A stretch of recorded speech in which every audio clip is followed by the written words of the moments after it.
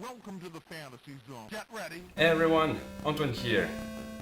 Thanks for tuning in and welcome to a new Coleco, the official book, video update. As the book is leaning towards its completion, reaching its goal and hopefully your hands, I wanted to share with you the top 5 questions I've been asked throughout the project. Very easy, writing the book in English. As you know now, English is not my mother tongue and I had to go the extra mile to be able to offer you the amazing book you will receive in a few weeks.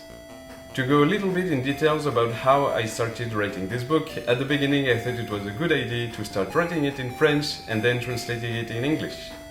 And of course it was not. So I've simply decided to start writing directly in English.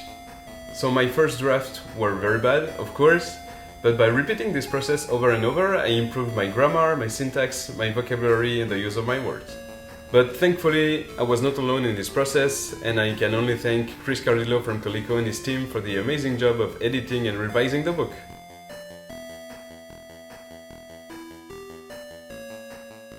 I really was looking for a way for my Kickstarter backer to stand out from the crowd.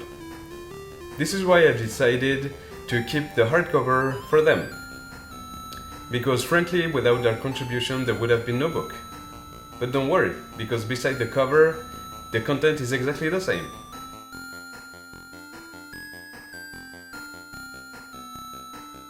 Very easy, discovering new facts about the video game history. To begin with, I had the amazing research performed by my co-author, J.F. Dupuis, founder of Collector Vision Games, who lent me his collection of Coleco-related documents he started collecting in 1996. Then I started looking for information myself, and I did some interesting stuff, starting in our local libraries here in Montreal, because Coleco was very present here, and also in their former factories, including the one that I can see from my window. And the internet was also a very good source of information, even though I needed to double-check or triple-check everything that I could find here. And last but not least, the interviews. Speaking with Coleco's former employees was very nice, very fun, and I had a tremendous experience. And I thank each and every one of them.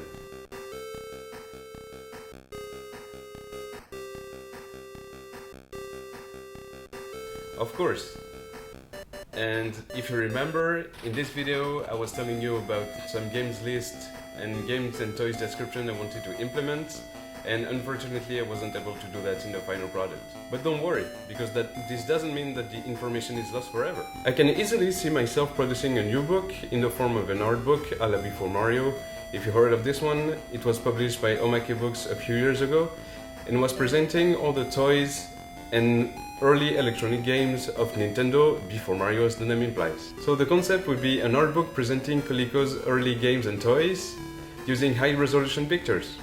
But unfortunately, I don't have many of them, so if any of you have some, don't hesitate to share them with me. Regarding the video games years of Coleco, I also wanted to implement some games lists and games reviews, but unfortunately I wasn't able to. This is why I'm thinking about a book only focused on ColecoVision and the Adam computer. Imagine that, some game reviews, hardware schematics, and extra interviews. It would be a lot of work, but a tremendous read. Very easy. Just go on our website, bookpublishing.com, and you will be able to find it. But I also wanted to tell you that I will be at Game On Expo at the beginning of August with my friend John, who have invited me over there. Thank you very much, John.